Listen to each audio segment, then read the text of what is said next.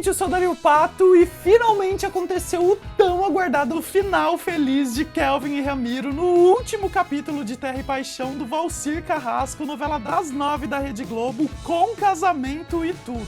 No final de 2023, depois de meses de chove não molha, de vai ou não vai, eles enfim se beijaram para a alegria de todos. Eles já tinham dado um selinho meio que sem querer enquanto estavam comendo espaguete, fazendo referência a Dami o Vagabundo, mas quando enfim o Ramiro se declarou pro Kelvin, eles deram um beijão de língua de verdade. Fato esse que mesmo quem não acompanhava a novela lá em 2023 ficou sabendo, não é mesmo? Afinal de contas, esse beijo repercutiu em vários sites de notícia, programas de TV e da internet e nas redes sociais. No caso, eu sou muito noveleiro, vejo bastante novela, então eu estava acompanhando e torcendo muito pro casal. E não só eu, né? Muita gente queria que esse casal acontecesse, que esse beijo fosse dado. É até estranho, né? Em 2023 a gente torcer para um beijo entre dois homens acontecerem, visto que tem um monte de filme, de série, até animação onde isso é recorrente. Mas essas produções onde beijos homoafetivos são comuns estão principalmente nos streamings e na TV fechada, que tem um público mais nichado,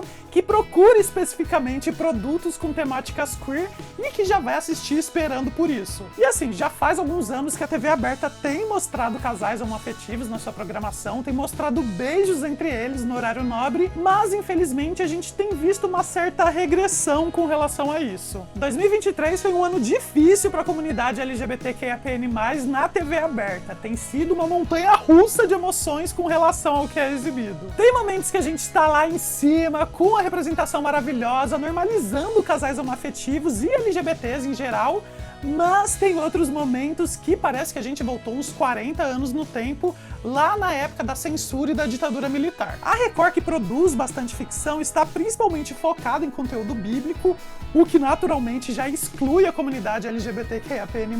E o SBT, além da maior parte das novelas serem mexicanas, o conteúdo de ficção original que eles produzem são as novelas infantis e infanto-juvenis, e a liderança do SBT ainda não criou coragem para adicionar temáticas LGBTQIAPN+, para esse público. E é claro que isso tem mais a ver com os pais do que com as crianças e os adolescentes que estão assistindo. O público que assiste a Record e o SBT é muito conservador, isso é muito óbvio pela programação que eles possuem e pelos temas que são abordados, e isso não só na ficção, em programas de variedades e jornalismo também, né? Parece que tem um limite que não pode ser passado quando um tema mais delicado ou progressista começa a ser discutido. O negócio é que todo tipo de público assiste TV, mas quem as emissoras entendem que pode mudar de canal caso o conteúdo desagrade de alguma forma é o público mais conservador. E é bem fácil entender esse raciocínio. Durante anos, o público foi acostumado a assistir produções audiovisuais com personagens brancos, héteros, cis, com corpo dentro de um padrão de beleza estabelecido pela sociedade. Para as pessoas LGBTs, PCDs, gordas, pretas, asiáticas, indígenas, é natural que elas liguem a TV para assistir a programação de uma emissora específica e não se vejam representadas. Essas pessoas sabem que dificilmente encontrarão alguma narrativa para se identificar. Já o público que sempre se viu representado na TV certamente estranharia se colocasse em algum canal e se deparasse com uma narrativa que fugisse daquele padrão que ele está acostumado a ver. E daí o que ele faz? Troca de canal. Por isso, muitas emissoras preferem manter a mesma narrativa de sempre. Mas diferente das outras emissoras, a Globo vinha arriscando mais. Demorou muito e está sendo ainda um trabalho de formiguinha para acostumar o público mais conservador a aceitar histórias mais diversas, mas a gente passou a ver, com muitos altos e baixos, claro, produções com mais diversidade de narrativa e de personagens. Claro que é mais fácil para a Globo colocar esse tipo de diversidade nas séries, mais uma vez por conta do público mais nichado. Porém, a gente viu isso acontecendo nas novelas também. Acontece que em 2023 houve uma mudança na liderança da Globo que decidiu repensar a forma como algumas produções estavam sendo conduzidas criativamente. E isso aconteceu enquanto a Globo estava exibindo a novela das 7, Vai na Fé, da Rosiane Svartman, que estava sendo um sucesso de audiência e de crítica. E aqui é importante a gente entender o momento em que a TV aberta está passando, porque o público está cada vez mais fugindo da forma tradicional de assistir os conteúdos. Tem um grande público que não vê mais TV aberta, que prefere assistir séries em streamings, vídeos no YouTube, ou simplesmente ficar mexendo nas redes sociais. Ou ainda o público que até assiste o conteúdo da TV aberta, mas de outra forma. Eu, por exemplo, assistia Vai na Fé pelo Globoplay, no horário que eu conseguia, nos dias que eu podia. Dificilmente eu me sentava na frente da TV às 7 ou 7h30 para assistir. Eu só comecei a fazer isso quando tinha algum capítulo importante, com alguma reviravolta, ou mais perto da reta final da novela, porque eu não queria pegar spoiler no Twitter. E bom, a audiência da TV jamais vai voltar a ser como era antes da internet. É impossível atingir os índices do passado. Porém, no meio dessa fuga dos espectadores para outras plataformas, Vai na Fé estava se saindo muito bem. E, curiosamente, era uma novela que se diferenciava bastante do padrão das novelas tradicionais. Para começar, Vai na Fé era protagonizado por personagens negros, núcleos inteiros da novela eram formados por personagens negros, algo que, sinceramente, eu não lembro de ter visto numa novela que não fosse sobre escravidão. A novela também tinha um núcleo evangélico que abordou a religião de uma forma muito respeitosa e cativante até. Eu, que tenho um pouco de pé atrás com evangélicos, gostava de acompanhar aquelas histórias. E a novela também tinha vários personagens LGBTs. O Luiz Lobianco fazia o Vitinho, um personagem gay, assistente do Luiz Lorenzo e da Vilma Campos. E ele tinha um ex-namorado, né, o Orlando Caldeira, que era um jornalista de fofoca. O Jean Paulo Campos, eterno Cirilo de Carrossel, fazia o Yuri, um personagem que durante a trama se descobre bissexual. E eu achei incrível a novela tratar da bissexualidade masculina, né, algo que é tão polêmico. E tinha a personagem da Regiane Alves, a Clara, que era casada com o vilão da novela, e durante a história começa a se aproximar e se apaixonar pela Helena, a personagem da Priscila Stegman. E tudo estava indo muito bem na novela. O Yuri dá um beijinho no Vini, a Clara e a Helena dão um beijo também, só que meio de brincadeira, para afastar uns caras que estavam dando em cima delas. Mas de repente essas tramas começaram a ser editadas e diminuídas na história, a ponto de um beijo que aconteceria entre a Helena e a Clara, esse sim de verdade, porque uma já estava interessada na outra, ter sido cortado na edição.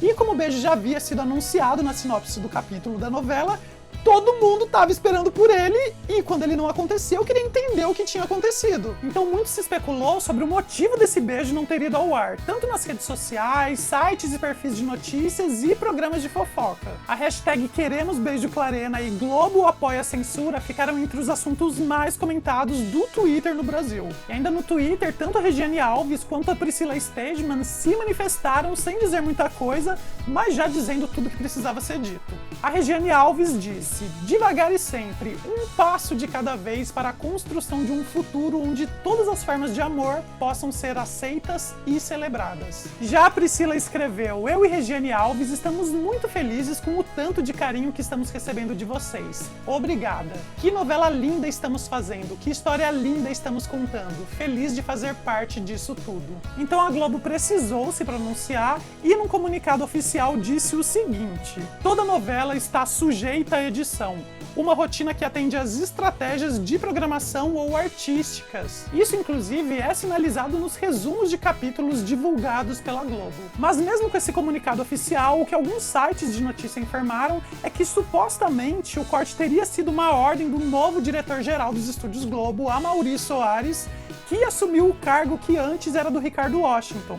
De acordo com essas informações, o Amaury não quis comprar uma briga com os evangélicos que se engajaram com a novela. Ele achou que botar uma mulher casada para se envolver com a sua personal trainer já era mais do que suficiente e que exibir um beijo entre as duas seria afrontar demais um tipo de público que está acostumado a acompanhar novelas bíblicas. O problema é que isso que foi chamado de decisão criativa afetou drasticamente a narrativa da Clara e da Helena na novela, porque muitas das cenas posteriores das duas eram relacionadas às consequências desse beijo. Então o que a gente via era muita cena sem sentido ou sem contexto, o que, na minha opinião, prejudicou demais o desenvolvimento da história delas. Então, depois da repercussão negativa do não beijo, uma nova cena foi gravada, um beijo que selaria o início do romance das duas, e mais uma vez o beijo foi retirado na hora da edição e foi trocado apenas por uma troca de carinho entre as duas. Isso porque ainda se temia pelas reações negativas de uma parte mais conservadora do público que acompanhava a novela.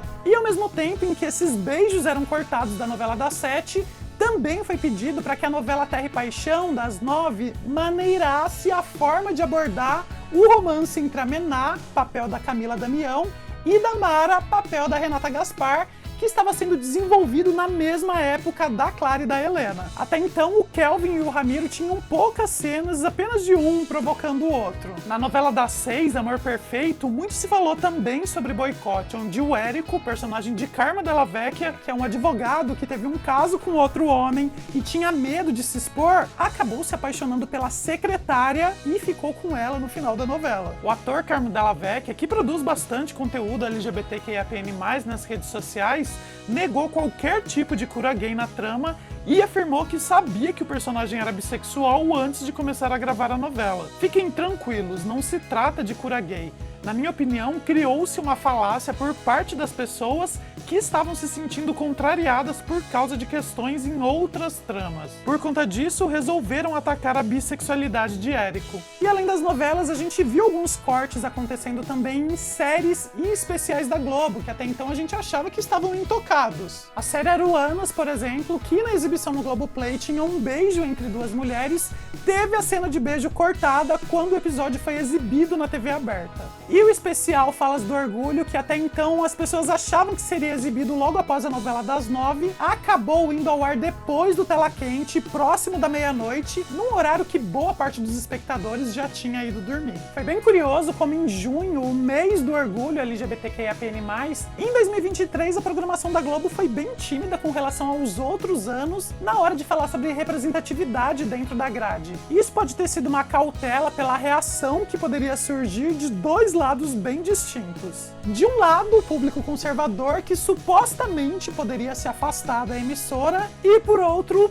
público engajado na causa que estava preparado para acusar a Globo de hipócrita e oportunista por estar fazendo um discurso diferente do que estava sendo executado na programação ficcional. A sensação que eu tive como espectador enquanto tudo isso estava acontecendo foi sim de retrocesso. Principalmente porque lá em 2021, a Globoplay lançou o documentário Orgulho Além da Tela. Esse documentário tem 3 episódios e a partir de imagens de arquivos e depoimentos de atores, roteiristas, vários profissionais da Globo e do público, mostra a evolução através dos anos da representação de personagens e narrativas LGBTQIAPN+, nas novelas da Globo. Esse documentário é assim maravilhoso, eu particularmente amei e me fez ter o sentimento de que as coisas estavam realmente melhorando, estavam evoluindo. Mas infelizmente acho que esse documentário envelheceu mal e muito rápido, né? E talvez precisaria de mais um episódio para mostrar a atual dificuldade da Globo em representar temas e personagens diversos sem perder o público mais conservador. Recentemente eu maratonei no Globoplay a novela Vale Tudo, de 1988, porque estava rolando algumas notícias de que a Globo estava planejando fazer um remake, e tinha muitos comentários acerca dessa notícia falando que a novela se mantém muito atual e que ela faz um recorte ótimo da época, não sendo necessário fazer uma nova versão. Bom, eu fui assistir só por curiosidade e acabei me apaixonando pela novela e vi os 204 capítulos dela. Sem dúvida alguma, se tornou uma das minhas novelas favoritas, se não a minha novela favorita, e acho que ela se mantém muito relevante sim, mas entendo que possa ser necessário um remake para produzir a novela em 4K e a Globo continuar exportando ela internacionalmente. Bom, Vale Tudo foi escrita por Gilberto Braga em colaboração com Aguinaldo Silva e Eleonor Bassares, e foi exibida numa época em que o Brasil estava saindo da ditadura militar, tendo sido a última novela a sofrer a ação da censura. Isso já no governo do José Sarney, onde a democracia estava sendo reconstruída. Acontece que na ditadura militar o governo exigia aprovação prévia de todas as obras que iam a público e muitas eram censuradas por subversão, críticas ao governo ou atentar contra a moral e os bons costumes. E já que as novelas eram um produto cultural que chegava a milhões de pessoas todos os dias, era claro que o governo mantinha a marcação cerrada com os autores e as emissoras de TV. Praticamente todas as novelas da época tinham capítulos e trechos censurados. Eu assisti Vale Tudo sabendo desse contexto histórico e me surpreendi muito positivamente com os temas que eram tratados na novela. Além de corrupção, luta de classes, preconceito, Odete Roitman, Maria de Fátima e Raquel, a novela possuía também um casal homoafetivo. Já naquela época, em 1988, havia um casal sáfico na novela. A Cecília, interpretada pela Lala Derrenzellen, e a Laís, interpretada pela Cristina Prochat. chasca. O casal obviamente sofreu censura. Na época, órgãos federais cortaram cenas em que a Laís e a Cecília falavam abertamente sobre sua sexualidade e sobre o preconceito que elas viviam, e as cenas precisaram ser reescritas. Mesmo assim, era muito claro que as duas eram um casal de mulheres que moravam juntas, eram respeitadas pela maioria dos personagens, tinha uma pousada em Angra e havia troca de carinho entre elas. Eu lembro de uma cena que uma tá deitada com a cabeça no colo da outra enquanto ela tá fazendo carinho. Gente, é muito fofo, muito fofo. E isso em 1988, tá? Mas num dado momento da novela, a Cecília sofre um acidente de carro e acaba morrendo, deixando a Laís viúva. Muito se especulou que a morte da personagem tinha sido pressão da censura para colocar um fim às personagens, mas esse acontecimento já estava planejado no desenvolvimento da trama. Inclusive, o Agnaldo Silva fala sobre isso no documentário Orgulho Além da Tela. Os autores pretendiam discutir uma questão que ainda não estava muito bem resolvida no Brasil naquela época, que era sobre quem tinha direito à herança quando um dos integrantes de uma relação homoafetiva morre, já que não havia casamento entre pessoas do mesmo gênero na época. Na novela, o Marco Aurélio, por pura ganância, queria ficar com a pousada em Angra, que estava em nome da irmã dele e que, por lei, era sua de direito. Apesar da morte de uma personagem LGBT, eu achei essa trama super válida, porém pouco explorada. Ela poderia ter sido mais aproveitada. Mas o que interessa é que o público ficou do lado da Laís, torcia pela felicidade dela, ela acabou ficando com a pousada e no fim ainda encontrou outra mulher com quem ela teve um final feliz. Não rolou beijo entre elas, mas teve uma troca de carícias e estava bem óbvio que era um casal. E eu, como espectador, apesar de ter ficado satisfeito com o desfecho dessa personagem, acho que seria muito mais interessante se a Laís tivesse ficado com a Celina, que era a personagem da Natalia Timber. Depois da morte da Cecília, a Laís e a Celina ficaram muito próximas e eu tenho certeza que hoje em dia o público ia shippar muito as duas juntas. Aliás, anos depois, a Natalia Timber acabou fazendo uma personagem que estava num relacionamento com outra mulher, interpretada pela Fernanda Montenegro em Babilônia, novela também do Gilberto Braga. Mas antes que isso acontecesse, foi um longo caminho para a forma de se representar casais homoafetivos. Em A Próxima Vítima, de 95, do Silvio de Abreu, tinha um casal de dois homens que foi trabalhado de forma bem sutil durante a novela toda, para que lá no final o público aceitasse e eles tivessem um final feliz, mas claro, sem beijo. Então, numa próxima novela, o Silvio de Abreu tentou ser mais ousado e em Torre de Babel colocou um casal de mulheres já formado e estabelecido desde o início. Mas o público não aceitou muito bem e as duas acabaram morrendo durante o desastre do shopping que teve na novela. Já em América, da Glória Pérez, ela trabalhou desde o início o relacionamento entre dois homens, teve aprovação do público e um beijo chegou a ser gravado entre eles, mas acabou sendo tirado na edição. Eles ficaram juntos, mas sem o beijo. E enquanto a Globo ainda ensaiava o primeiro beijo homoafetivo numa novela, o SBT, quem diria, minha gente, exibiu um beijo entre duas mulheres na novela Amor e Revolução, de 2011, do Thiago Santiago. Não era uma novela infantil, obviamente, e se passava na época da ditadura militar, olha só que coisa. O beijo aconteceu entre a Marina e a Marcela, personagens da Gisele Tigre e da Luciana Vendramini, e teve duração de 40 segundos. E sim, é importante falar sobre a duração do beijo homoafetivo, porque mesmo depois que eles começaram a acontecer de fato na TV aberta, muitos eram rápidos, quase um selinho, e tinha um ângulo todo planejado para esconder os dois lábios se tocando. Uma afronta à sociedade, não é mesmo? Então o primeiro beijo em novela da Rede Globo só foi acontecer em 2013 na novela Amor à Vida, do Valcir Carrasco, entre os personagens Félix e Nico, interpretados pelo Matheus Solano e pelo Thiago Fragoso. Acho que muitas pessoas consideram esse como o primeiro beijo por ter sido numa novela das 9 de altíssima audiência e onde o público de fato torcia pelos personagens, principalmente pelo Félix, que começou como vilão, mas teve um arco de redenção que acabou conquistando todo mundo. E só um detalhe, por curiosidade, o primeiro beijo em TV aberta entre pessoas do mesmo sexo aconteceu em 1963 entre duas mulheres no teleteatro A Calúnia, na TV Tupi. O beijo aconteceu entre as atrizes Vida Alves e Georgia Gomide E curiosamente, a atriz Vida Alves também foi protagonista do primeiro beijo exibido na TV brasileira na novela Sua Vida Me Pertence, de 1952, também na TV Tupi. E bom, depois da repercussão positiva do beijo entre o Félix e o Nico, na última novela do Manuel Carlos, Em Família, de 2014, as personagens Clara e Marina, interpretadas pela Giovanna Antonelli e Tainá Miller, se relacionam, se beijaram e até se casaram na trama. Acho que foi um fechamento de ciclo bem significativo para o autor, que em 2003 trouxe em Mulheres Apaixonadas o casal adolescente Clara e Rafaela. Essa novela, inclusive, está sendo reprisada atualmente no Vale a Pena Ver de Novo. E as duas ficam juntas no final da novela, mas o beijo foi apenas um selinho no cantinho da boca e durante uma encenação de Romeu e Julieta. Foi todo um malabarismo montado para que esse beijo acontecesse de alguma forma sem afrontar a família tradicional brasileira. Então, depois de Félix e Nico, depois de Clara e Marina, entendeu-se que o público estava aberto a aceitar relações e principalmente beijos homoafetivos, não é? Bom, infelizmente não. Lembra quando eu falei do casal formado entre a Natália Timber e a Fernanda Montenegro em Babilônia?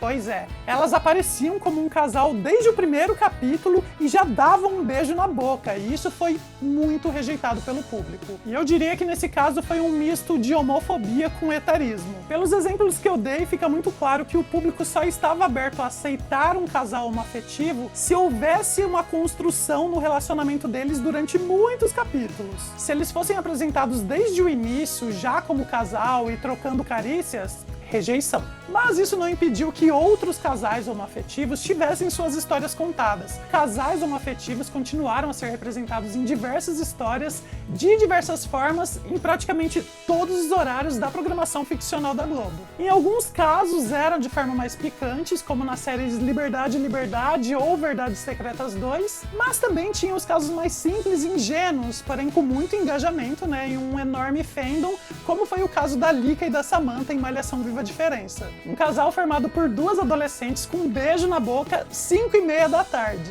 Esse casal, inclusive, acabou indo para uma classificação indicativa mais alta na série As Five, spin-off de Malhação Viva a Diferença. Estava tudo muito bem, tudo muito ótimo, na verdade, até que um movimento bastante conservador começou a crescer no Brasil, culminando inclusive com a candidatura do Bolsonaro à presidência. Junto a isso, ainda tivemos a pandemia de Covid-19, onde as produções audiovisuais precisaram ser pausadas, e a gente se viu diante de muitas reprises de novelas antigas, onde a representatividade LGBTQIAPN+, não era igual a que a gente estava atingindo. E essas reprises tinham índices muito bons de audiência, algo que, como eu disse, foi se perdendo nos últimos anos por conta da fuga dos espectadores para outras plataformas de entretenimento. Pois bem, daí chegamos em 2023, chegamos a essa nova liderança dos Estúdios Globo e chegamos a Vai na Fé e essa tentativa de agradar todos os públicos. Depois de muita pressão do público LGBTQIAPN+, e da mídia jornalística especializada a apontar todos os supostos cortes realizados pela Globo, a emissora pareceu mais aberta a mostrar relacionamentos queer que tivessem uma boa aceitação do público. Com muito custo e com alguns tropeços, tivemos finalmente o beijo de Clara e Helena em Vai na Fé. Foi mais de um beijo, inclusive, e as duas tiveram seu final feliz. O Orlando e o Oliveira ficam juntos também, se beijam também. Só o Yuri não fica com o mocinho que eu torcia pra ele ficar junto, ele acaba ficando com a personagem que a Mel Maia estava fazendo, e eles têm até um filho juntos. Mas tudo bem, porque o personagem é bissexual e não se pode ter tudo na vida, não é mesmo? Então vem aí Terra e Paixão do Valcir Carrasco com Kelvin e Ramiro, que seguiram aquela narrativa que funciona com o público de ir construindo uma relação aos poucos, para ir conquistando o espectador capítulo a capítulo, fazer com que as pessoas torçam por eles. E deu muito certo, os personagens cativaram o público a tal ponto deles se destacarem nas redes sociais mais do que os protagonistas da novela. O Diego Martins, que é ator, cantor, compositor e drag queen, interpreta o Kelvin, que trabalha no bar da cidade e é uma gay afeminada super divertida, alegre, eu adoro. Já o Amaury Lorenzo interpreta o carrancudo Ramiro, capanga de Antônio, o personagem do Tony Ramos, que apesar de não gostar do que faz, cumpre todas as matanças ordenadas pelo patrão. Ele também precisa lidar com os próprios preconceitos e com os sentimentos que ele tem pelo Kelvin. Nas redes sociais, claro, levantou-se a problemática de que o relacionamento dos dois não passava de um alívio cômico da novela e que muitas vezes a representação era caricata, criando-se uma relação onde se estabelecia quem desempenhava o papel do homem e quem desempenhava o papel da mulher. Um exemplo foi a cena do casamento dos dois, né, que fazia parte de um sonho do Ramiro, e o Kelvin estava vestido de noiva. Vamos lá, esse casal faz parte de um núcleo cômico da novela? Com certeza. Eles são alívio cômico da trama? Em parte sim, já que se comparado aos dramas de outros núcleos, quando os dois estão juntos, há muito humor envolvido. Mas esses personagens não são só isso. Esses personagens possuem algo que muitos personagens LGBTs que já existiram e que também eram alívio cômico não tinham: uma história. O Crow de Fina Estampa é um ótimo exemplo disso. O personagem era um alívio cômico, praticamente sem uma história própria, e que basicamente era o chaveirinho da vilã da novela. O personagem fez muito sucesso na época, até acabou ganhando 2 filmes, onde aí sim tinha uma história própria, mas na novela ele só existia para as pessoas rirem dos trejeitos exagerados dele e da forma como ele era submisso à patroa. O Kelvin e o Ramiro, diferente do Crow, possuem uma história. Eles têm sim seus momentos de humor, o exagero cômico que esse gênero pede, mas eles também possuem profundidade. Eles são personagens complexos que não se resumem apenas a fazer graça. Na minha opinião, há um equilíbrio muito bom entre o humor que a dinâmica dos dois personagens gera e acaba cativando o público com os dramas pessoais deles. E assim, existem casais homoafetivos formados por uma pessoa mais afeminada e outra mais machona, assim como também há casais com 2 pessoas afeminadas e casais com 2 machões. Inclusive, na maioria dos casais formados por 2 homens que a gente vê sendo retratados, a maioria deles são de 2 caras mais machões. Gays afeminadas existem aos montes e elas merecem ser representadas também. Além disso, existe também a problemática levantada nas redes sociais sobre o Ramiro ser um assassino e a novela estar retratando um homem gay como vilão. Eu fiquei passado com isso porque é a mesma galera que fica nas redes sociais pedindo por histórias de gays trambiqueiras. Vocês se decidam aí. Mas brincadeiras à parte, essa característica traz mais profundidade pro personagem. A gente vê que o Ramiro cometeu sim esses crimes, mas ele está seguindo ordens e se sente culpado por isso. O próprio Félix era vilão em Amor à Vida e, como eu falei, teve seu arco de redenção. Ele não chegou a matar ninguém, mas abandonou um bebê numa caçamba de lixo pra morrer, e não tinha ninguém mandando ele fazer isso, né? No caso do Ramiro, o amor dele pelo Kelvin foi fundamental pra ele encontrar sua redenção, se voltar contra as maldades do seu chefe e assumir seus próprios erros. Ele, além de se arrepender de tudo que fez, também não ficou impune. É importante que, ao invés de ficar problematizando e criando razões pra desvalorizar um casal homoafetivo que está ganhando simpatia do público, a gente compreenda a importância desse carinho criado do espectador pelos personagens. Mesmo com a audiência mais baixa, o grande público ainda está na TV aberta. E esse público é muito diverso e vai muito além do nicho que eu já citei de pessoas que entram nos streamings especificamente para procurar narrativas LGBTQIAPN+. Algumas pessoas que estão conectadas na TV aberta têm apenas essa plataforma para se entreter e não faz ideia da diversidade que existe fora dali. Então, algumas narrativas precisam ser criadas pensando nesse público, pensando em educar esse espectador. Há espaço para que todo tipo de história seja contada, mas a forma como essa história é contada muda tudo. Infelizmente, exemplos mais recentes mostram que não dá para chegar com 2 pés na porta se a gente quiser atingir um público mais amplo. A gente precisa construir uma narrativa cativante para que o espectador aceite e torça pelos personagens e pela história que estamos querendo contar. Assim como foi feito com Félix, foi uma longa jornada para que no último capítulo todo mundo torcesse e vibrasse pelo beijo que ele deu no Nico. Eu lembro de ter assistido o último capítulo com a minha família e ver todo mundo aplaudindo quando os dois se beijaram. Foi um beijo simples, rápido, mas foi um beijo. Ele estava lá para quem quisesse ver e para quem não quisesse ver também. E essa mesma construção, essa mesma torcida, a gente viu acontecer com o Kelvin e com o Ramiro. Todo mundo simpatizando, torcendo pelo casal e querendo que eles tenham um final feliz, querendo que eles se beijem. Então a gente chega ao capítulo onde o Ramiro declara o seu amor pelo Kelvin e os dois finalmente se beijam. E, gente, isso sim que é beijo. Foi um beijo demorado, de língua, com trilha musical, com tempo de tela que maravilhoso. E o Diego Martins, intérprete do Kelvin, publicou um texto no Instagram falando sobre a importância da cena para as pessoas LGBTQIAPN+. Senti vontade de falar mais. Esse momento foi tão esperado pelo Brasil inteiro, sabe? Mas ninguém esperou tanto esse momento quanto o Kelvin esperou. Kelvin quer amar e ser amado, como qualquer um. Kelvin quer casar, quer ter filhos, Kelvin quer ser família. Eu não sou o Kelvin, mas eu sou um Kelvin. E quantos Kelvins existem por aí? Quantos? Quantos Kelvins não apanham na rua por serem quem são? Quantos não são expulsos de suas casas, não são respeitados? Quantos não vivem com medo? Quantos não morrem? Eu perdi as contas de quantos olhares pejorativos e ruins eu recebi ao longo da minha vida, simplesmente por ser um homem gay. E hoje, graças ao Kelvin, eu tô recebendo os olhares do Brasil inteiro. Dessa vez são olhares de carinho, de amor, de acolhimento. O meu trabalho com o Pequetito é levar esses mesmos olhares que recebo hoje para todos os Kelvins que existem nesse mundo. É amor, é só isso. A luta é árdua e tá longe de acabar, mas que passo lindo que demos hoje, eu serei eternamente grato. Após a repercussão positiva do beijo, o Kelvin e o Ramiro deram vários outros beijos nos capítulos seguintes e eles começaram a namorar. Mas o Ramiro ainda precisava pagar pelos seus crimes, ele teve um momento dramático de redenção, foi ele também quem acabou matando o ex-chefe, grande vilão da novela, e no último capítulo sua inevitável prisão acabou acontecendo. Mas isso não impediu o final feliz do Ramiro e do Kelvin. Mesmo na prisão, o Ramiro pediu o Kelvin em casamento e eles realizaram uma cerimônia linda na prisão mesmo.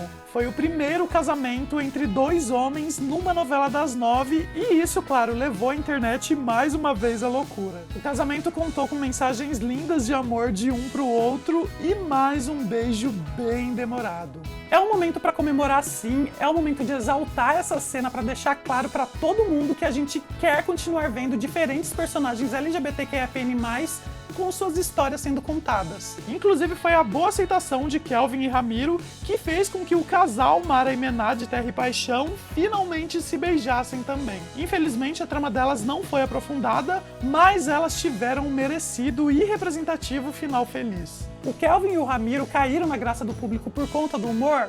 Com certeza. E talvez seja por isso que a Mara e a Mená não tiveram a mesma visibilidade e repercussão. Como o próprio Diego Martins falou na publicação, é um caminho árduo que está longe de acabar. E por isso mesmo as narrativas precisam persistir em histórias LGBTQIAPN+. Quanto mais histórias exploram relacionamentos, amizades e jornadas pessoais de personagens queer, mais o público vai criando empatia pela comunidade. E isso não proporciona apenas entretenimento ao espectador, mas também promove um entendimento mais profundo do mundo, encorajando assim a aceitação e o respeito mútuo. Tem mais o que dizer? Não tem mais o que dizer. Nos vemos então num próximo vídeo. Beijo do Pato e tchau!